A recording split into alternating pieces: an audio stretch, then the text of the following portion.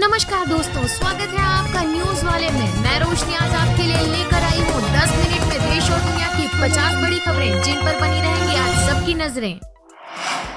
PM Modi से मिले मुस्लिम world league के महासचिव अलीसा अब्दुल करीम। अलीसा 5 दिन के भारत दौरे पर आए हुए हैं। विश्व मुस्लिम लीग के प्रमुख बोले, भारत हिंदू बहुल देश, संविधान को तरजीह, धर्मों के बीच सद्भाव बढ़ाने और शांति कायम करने पर हुई चर्चा। उन्होंने कहा कि भारतीय समाज में मुस्लिमों को अपनी राष्ट्रीयता पर गर्व है कि वे भारतीय नागरिक हैं। उन्हें अपने संविधान पर भी गर्व है। हमने भारतीय ज्ञान के बारे में बहुत कुछ सुना है। हम जानते हैं कि भारतीय ज्ञान ने मानवता के लिए बहुत योगदान दिया है। अलीसा ने कहा कि अपनी विविधता के साथ भारत अलग अलग धर्मों के लोगों के साथ साथ रहने का एक बेहतरीन मॉडल है। ये देश दुनिया को शांति का संदेश भेजने में सक्षम है। दुनिया को भारत से शांति के बारे में सीखना चाहिए।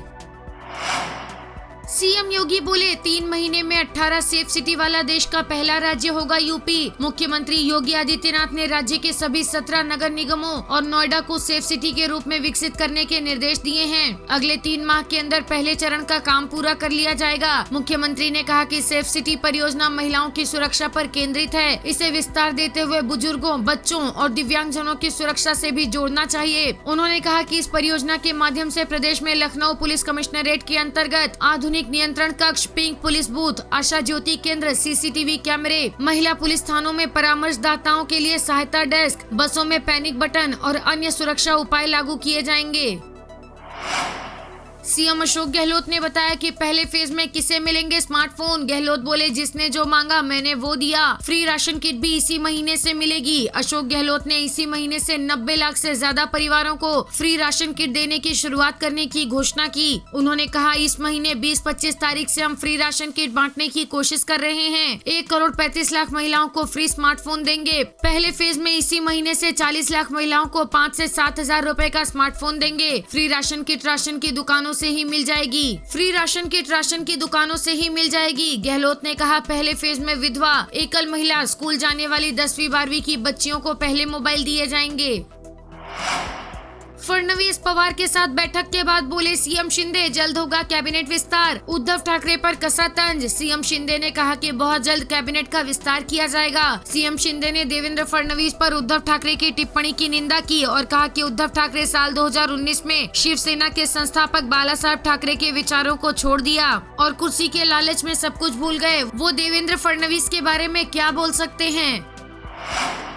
बाढ़ और बारिश से हालात बेकाबू। मायावती बोली, बैठकों तक सीमित न रहें, राज्यों की मदद करें केंद्र सरकार। संबंधित राज्य सरकारें पीड़ित हर सरकार से मदद के लिए पूरी ईमानदारी के साथ अपनी जिम्मेवारी निभाएं। केंद्र की सरकार को भी आकलनों व बैठकों आदि से आगे बढ़कर राज्यों की मदद के लिए तत्काल आगे आना जरूरी है।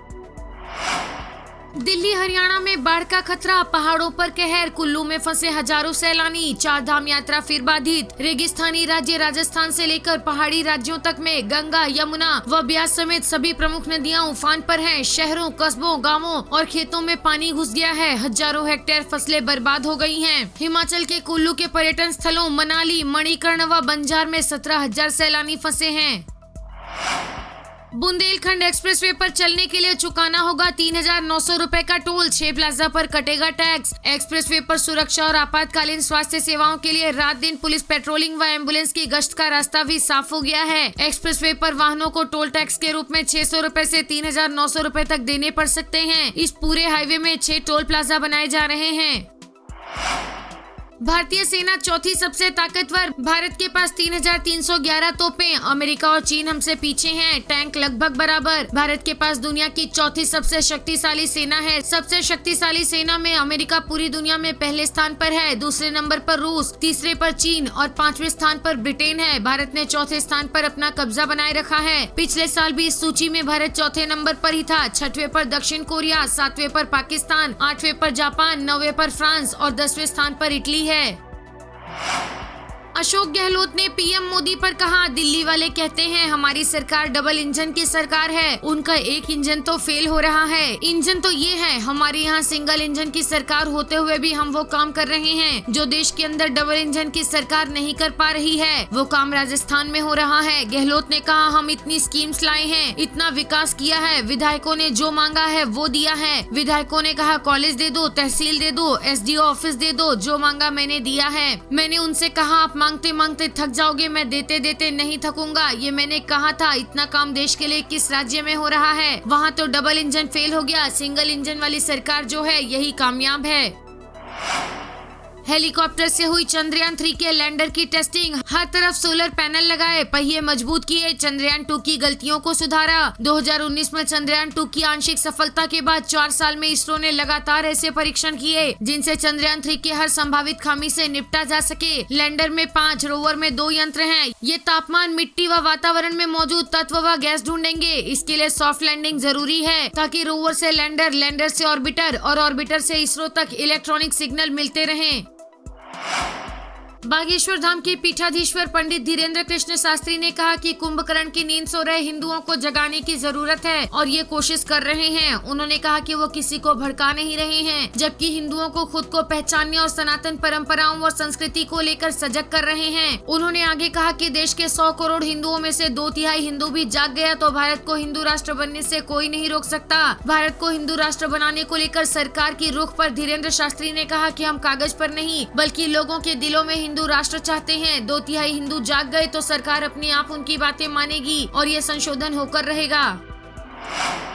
सीएम योगी ने दिए सभी थानों में सीसीटीवी लगाने के निर्देश, कहा महिलाओं बुजुर्गों की समस्याएं सुनी जाएं। पुलिस थानों की कार्यप्रणाली में भी बदलाव के आदेश दिए। सीएम योगी ने कहा कि लोगों के परेशानियों को सुना जाए और उसका समाधान हो। सीएम ने कहा कि प्रदेश के सभी पुलिस थानों में सीसीटीवी कैमरे लगाए जाएं। इसके संबंध में एक स्टैंडर्ड ऑपरेटिंग प्रोसीजर तैयार किया जाए। ये कार्य शीर्ष प्राथमिकता के साथ कराया जाए। उन्होंने कहा कि थानों में जहाँ जन सुनवाई होती हो वहाँ कैमरे जरूर लगे। सभी कैमरों की गुणवत्ता अच्छी होनी चाहिए। सीएम योगी ने कहा हर महीने में एक बार जनपद स्तर पर महिलाओं, बच्चों, बुजुर्गों व दिव्यांगजनों के लिए विशेष कार्यक्रम आयोजित किए जाएं, जहां उनकी समस्याओं को सुना जाए और उनका यथोचित समाधान हो। सफल महिलाओं, बच्चों, बुजुर्गों, दिव्यांगजनों की पहचान कर उन्हें रोल मॉडल के रूप में प्रस्तुत करें। ये प्रयास अन्य लोगों को भी आगे बढ़ने की प्रेरणा देगा।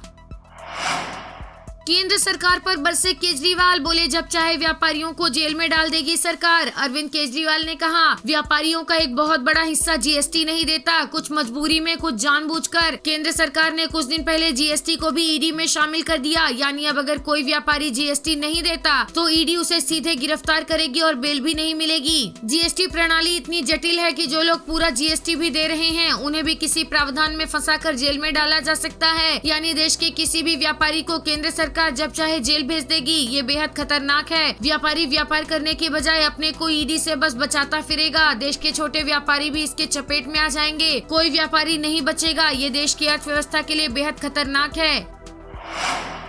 देश के 41.5 करोड़ लोग गरीबी रेखा से ऊपर उठे, 15 साल में आया बदलाव। यूएन और ऑक्सफोर्ड यूनिवर्सिटी ने जारी की रिपोर्ट। संयुक्त राष्ट्र के नई रिपोर्ट में खुलासा हुआ है कि गरीबी कम करने के मामले में भारत को बड़ी कामयाबी मिली है। भारत में 2005 से 2021 के बीच 41 करोड़ 50 लाख लोग गरीबी रेखा से बाहर आए हैं। भारत में 2005 में करीब 6 करोड़ 45 लाख लोग भयंकर गरीबी में जीवन गुजार रहे थे। 2021 में ये 2 करोड़ 30 लाख हो गए।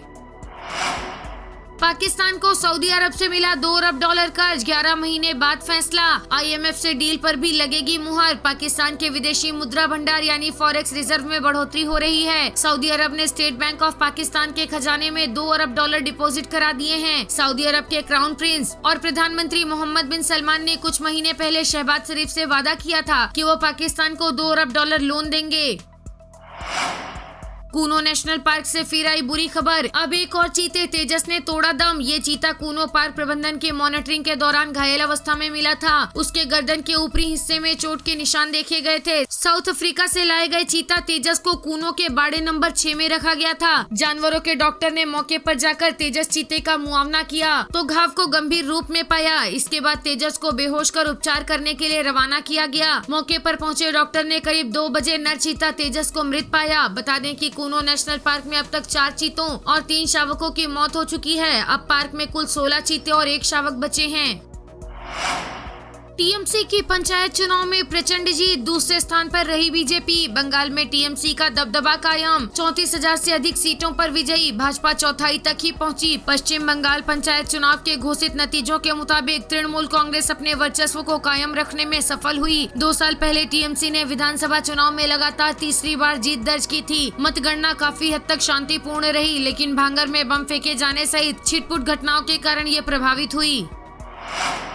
पाकिस्तान वर्ल्ड कप में न्यूट्रल वेन्यू की गुहार आईसीसी से लगाएगा। अगले हफ्ते डरबन में आईसीसी की बैठक। भारत से मुकाबला 15 अक्टूबर को। पाकिस्तान ने वनडे वर्ल्ड कप में अपने मैच न्यूट्रल वेन्यू पर कराने की जिद पकड़ ली है। अगले हफ्ते दक्षिण अफ्रीका के डरबन में होने वाली आईसीसी की बैठक में पाकिस्तान क्रिकेट बोर्ड के चेयरमैन पाकिस्तान के मैच न्यूट्रल वेन्यू पर कराने की मांग कर सकते हैं। 31 अगस्त से 13 सितम्बर तक एशिया कप खेला जाना है। इसकी मेजबानी पाकिस्तान को मिली है। भारत ने पाकिस्तान में खेलने से मना कर दिया था। इसके बाद भारत के सभी मैचों समेत ज्यादातर मैच श्रीलंका में कराने का निर्णय लिया गया। इस पर पाकिस्तान बोर्ड नाराज है। वीडियो पसंद आया हो तो लाइक, शेयर और सब्सक्राइब करना ना भूलें।